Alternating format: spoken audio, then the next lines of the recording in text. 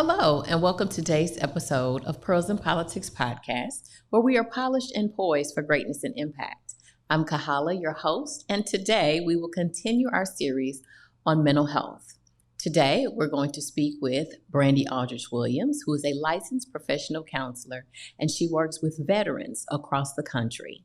Thank you so much, Brandi, for being with us today. We're so excited to have you with us as we talk about the mental health state of African American veterans and veterans as a whole, and all that the VA is doing to assist you in assisting our veterans today, as we are so thankful for their service and we care so greatly about their mental health. Brandi, please introduce yourself. Good morning, Kahala. Thank you so much for having me this morning. My name again is Brandi Aldridge Williams. I'm a licensed professional counselor for the U.S. Department of Veterans Affairs. My official title is Social Science Specialist. I'm a crisis responder. So specifically, I respond to crises involving veterans daily. Those veterans can be within the U.S. or outside. It's an international line, so we're here to support veterans. Awesome. So, Brandi, please tell our viewers and listeners, how do we know each other? Well, I think that I am your longest friend. I call you my lifelong friend, my LLF. We have known each other since first grade. We met in elementary school at St. Joseph's Catholic High School, Catholic elementary school, sorry. And we've been friends since we were 6 years old. So we're lifelong friends. That's right. So tell us about yourself. But before we go into your wonderful life that you've lived and all the things that you've accomplished, I'm not going to ask the question, I'm going to make a statement. You are a member of a wonderful Greek letter organization, are you not? Absolutely. I am your Alpha Kappa Alpha soror. Yes, very proud member of Alpha Chapter. So yes, we are sorors now. So we are sisters 2 times. That's right. And Alpha Chapter, the Howard University, yes, where it all began. So thank you so much for coming on today. So please tell us about yourself and about your journey and what led you to being a licensed professional counselor. So I'll keep it brief, but it's not a brief journey. When I was working in higher education, I was a veterans counselor. So I did financial aid for veterans at an HBCU, and I would see that veterans had very special needs. And that a lot of times the things that they had issue with weren't just financial. A lot of it was emotional. It prompted me to want to train to become a licensed therapist. So I went back to get my master's degree in professional counseling. And it was a goal to go to Veterans Affairs to help veterans. And through that journey, I relocated to Atlanta because Atlanta is one of the bases for the Veterans Crisis Line. And so that began my journey. I'm here now. I love it. It's a great opportunity to support and to reduce suicide in the world. Veterans are just at very high risk for suicide. Suicide has increased amongst all populations, but in the veterans population, the numbers are staggering. So that's why I'm here to support veterans in that. That's awesome. So how long have you been with the VA? I started with Veterans Affairs in 2013 on the business side of VA while I was training to become a therapist. And then by 2015, I'd finished my therapy counseling training, and I started out actually supporting domestic violence offenders in St. Clair County. So I was a group therapist for a while. All of the people who needed therapy were court mandated at that time. So I did that until I relocated to Atlanta. And I started with the Veterans Crisis Line in 2018. So I've been here supporting veterans since 2018 in Atlanta.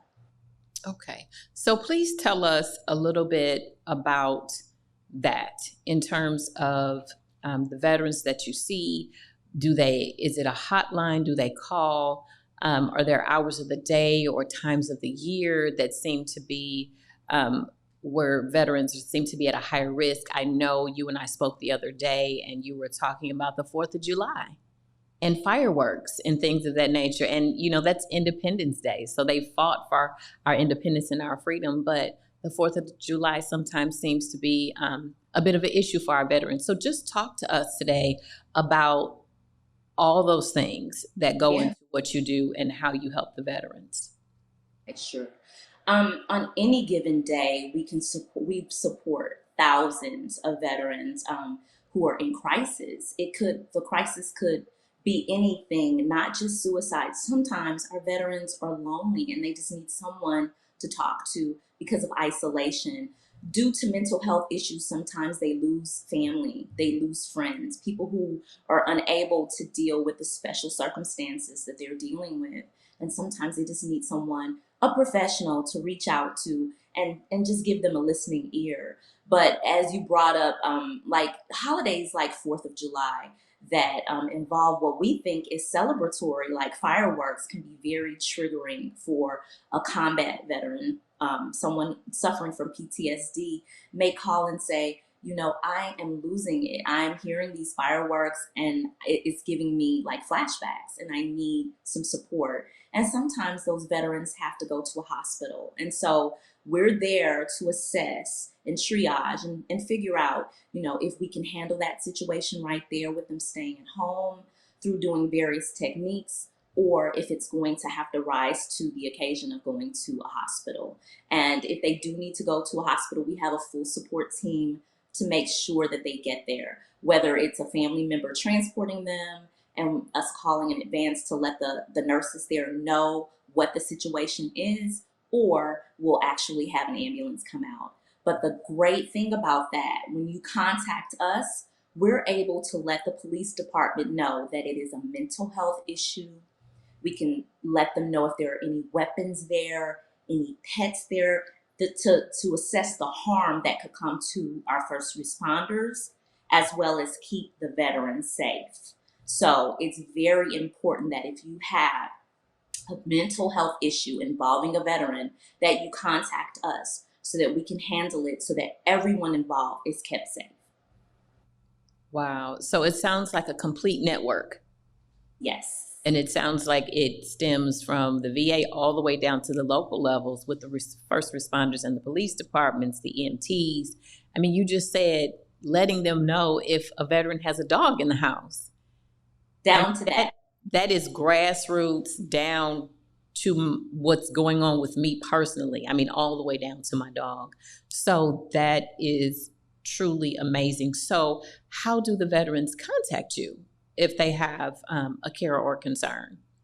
So very good. So right now, the phone number to reach the Veterans Line is 1-800-273-TALK. And you would dial the number one. The great thing about that number too is if you're a civilian and you use that number and you don't dial the number one, you'll get your local crisis line. So that number is good for anyone. 1-800-273-TALK. That's how you assess and access mental health services and crisis responders. But we're really, really excited that, starting July 16th, instead of dialing 911, we ask that the public and veterans dial 988. Now, for a veteran, you would dial 988 and then press the number 1 and you will get a crisis responder. The reason why we love that is available now is because we know the calls are going to now be routed for emergency situations that are involving mental health. And we all watch the news. We know how sometimes those situations can go so wrong. Someone dials 911 because that's the only outlet that they have. Someone needs to get to a hospital and they're having a mental break. So they dial 911 and the police respond, but sometimes they're not really abreast of what's going on because someone who's not a professional dispatched the call. They dispatched the call and just said, we need the police. the police come out and someone's acting erratically and they just respond in a way that's not always conducive to someone with a mental health issue.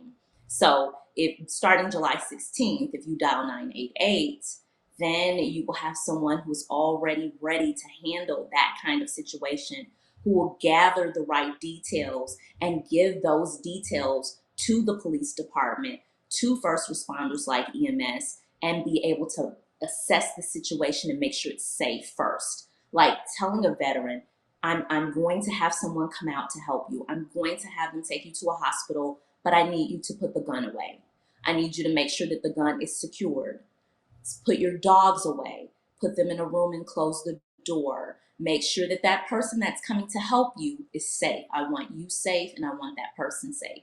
And then that way, those first responders can get in there and help right on the ground without being harmed themselves or harming the veteran. Okay. So let's talk about the stigma and just what you're saying with the 988, and whether it's locally on the state level or nationally.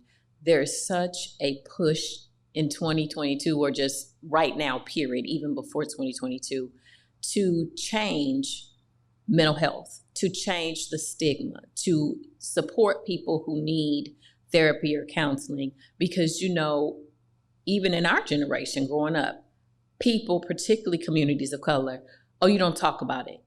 Oh, you're fine. Oh, there were so many different ways that we were supposed to deal with mental health and mental health crises within ourselves, our families, our community. And so it's so good to see the Osakas and the Simones and even Michael Phelps and all these people who are in the public eye helping and assisting everyday people like myself and yourself in changing the stigma, especially in communities of color. So veterans are they're strong and they're proud, and they're such wonderful people. And so what is the VA and what are you doing personally to help assist men and women to deal with their PTSD, to deal with all the challenges from being right there when they literally lost somebody right in front of them in a violent situation? What is the VA doing and what are you doing to erase the stigma of seeking mental health services? Absolutely. A lot of it is changing language. Changing the language around mental health is very important. And I'm very careful in the words that I use when I'm speaking with veterans and even civilians about mental health. I talk to people a lot about your healthcare team. Who is on your healthcare team? Who is your primary care physician? And then I'll, and matter of factly say, and then who is your therapist? As a part of your healthcare team, you should have a therapist. You should have someone to check in with. It's just as simple as getting checkups. Your mental health it's a part of your body. Your brain is a part of your body. And you should not feel stigmatized for keeping it well. You don't feel as if you're weird because you have diabetes and you need insulin. So I talk to veterans all the time about, you take your insulin, don't you, to keep your diabetes in check? So why not take your mental health medications to keep your mental health in check? It's the same thing. We're a part of your team, your healthcare team. So when you reach out, just changing language when you're talking to your friends and letting them know that you have a therapist and that you check in with someone to make sure that you're okay. There's a lot going on in the world, and we all need to be able to decompress. We need to be able to process. We're watching the news and we're seeing things that sometimes only a combat veteran would see. If there were times when you would not have ever been exposed to the type of trauma that we're all exposed to on a daily basis, from mass shootings to all of those things. That's something you never would have seen. You've seen it now. And so now you need someone to check in with and process those things and keep the brain healthy. So that's just changing the language and letting people know it's okay. We're all struggling at some point, but let's keep ourselves healthy. That's right. So you obviously hear a lot, see a lot, and deal with a lot as you are standing in the gap for our veterans and for other people that you see, other clients. How are you managing because obviously being a counselor or a therapist for a veteran, and someone who is, like you said, seen the things that they've seen and experienced some of the things that they've experienced, it at times it may be very different from someone who doesn't treat veterans. So Right. you've heard unspeakable things, I'm sure. So Yes. how do you, as we pivot just slightly into self-care and take Self-care. care of yourself, what did you say? You take your insulin, you take your high blood pressure medicine, you take your cholesterol medication, you go for your mammograms every year. Yes, at Right. Personal Politics Podcast, ladies, we get our mammograms every year. That's right. And so how do you manage Yes. hearing and then pouring in to so many people to the point that you at times may be depleted? I mean, you are so many other things besides a therapist. You're a mom and you're a business owner. So pivoting slightly into self-care, how can we, veterans, non-veterans, civilians, how can we care better for ourselves?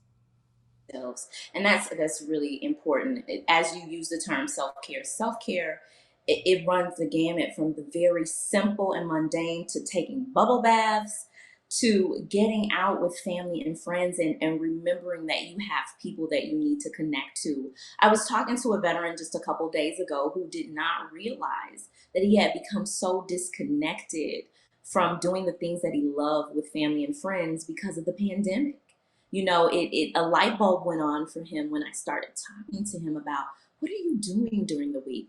How are you bringing yourself back to center? How are you adjusting after you've left work or you've cared for your family? What are you doing? What are the things that you like to do? What are your hobbies? How do you get outside and get fresh air? Do you have friends that you like to play cards with or bowl with? Those things. And we all kind of forgot about those things a little bit during the pandemic. We, out of necessity, we kept ourselves inside to keep ourselves healthy, to make sure that, we weren't contracting COVID. Now, I'm not saying that COVID's gone, but we have, better ways to care for ourselves, whether it's vaccinations, masking, social distancing, being smart about it, but things have become a lot easier for us to get out. So now we're letting people know, check back in with yourself. Start doing the things that you love again. Get back into your clubs and your organizations. Self-care is so important. And then sometimes just spending some time alone, some downtime alone, whether it's in nature, going out and enjoying a nice riverside or taking your dog out. It can be very simple, but you have to check in with yourself. Take care of yourself. I need to do better, but you know that because we talk all the time. It just triggered me when you said spend some alone time, and it's so difficult, right? When you have small children and you have all these other obligations and you have work, it's so difficult sometimes to just step away. But we really have to do better as women, as people, as communities. We really, because mental health, it gets so cliche, mental health matters, but it really does. And so just being able to say, I need to step away. I love hot chocolate. Let me go, sit for a couple hours at Starbucks and just aimlessly watch TikTok videos and drink hot chocolate. Like whatever it is for you, everybody has something. Some people work out, some people are tech people and, whatever it is, but being able to dial out and dial out completely. So go on vacation and don't check your work phone. Yes. It's just so many things that we take for granted that we really should be doing. And we're always so stressed and we're always so frantic and our blood pressure is up. But it's like, what are you doing for yourself? Like you're caring for everybody else. The veterans are caring for everybody else. The dads and the husbands are caring for everybody else. Grandmas are caring for everybody else. And so we really need to start caring for ourselves. But before we go, you have a private practice as well, right? I do. So tell us about that. In my private practice, I serve all populations: children, teens, couples, everyone. And it's based mostly online, which is good. I do some online, some in person therapy, but a lot of the people I see are online, so it makes access to care very, very easy. Very. Yeah, you don't have to stop what you're doing really. You don't have to travel somewhere. You can get right in front of me just like we're talking now and talk to me about what your needs are. And so in my private practice, I do that. I'm able to help people all over the country with various mental health concerns, just coaching into your care. And I love being able to help all populations as much as I love helping veterans, definitely. So how do we reach you? How are we able to contact Brandi Aldridge Williams, LPC, to become one of your clients? Okay, so my best way for you to contact me is through Instagram. I know. But if you go to Instagram, my link is in my bio. My link to my website is in my bio. My Instagram is at Empress B Nicole.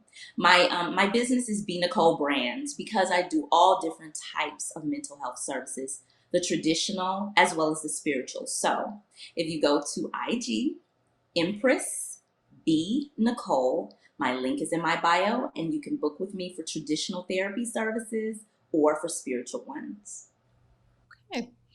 Well, thank you so much, Brandi. It obviously, when it came to the veterans and their mental health, there was only one person that I was going to call, my lifelong friend and my longtime sister, like you said, in more than one way. And so it's such a joy to see all that you're doing. It is so clear. It just jumps out on the screen and in your life how passionate you are about people, how loving and how kind you are.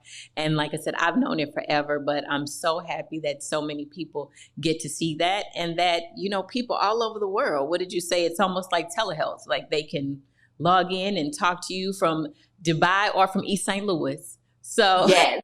so that is wonderful. So thank you so much for being with us today. Again, Brandi Aldridge Williams, licensed professional counselor. And we thank our veterans for everything that they do. And we are so grateful to the VA and to you for all that you're doing to support them. Thank you. So thank you for tuning in today to Pearls in Politics podcast, where we are polished and poised for greatness and impact. I hope you enjoyed today's episode and that you'll join us again next week. Until then, please like, love, share, and subscribe. Thank you again, and we'll see you soon.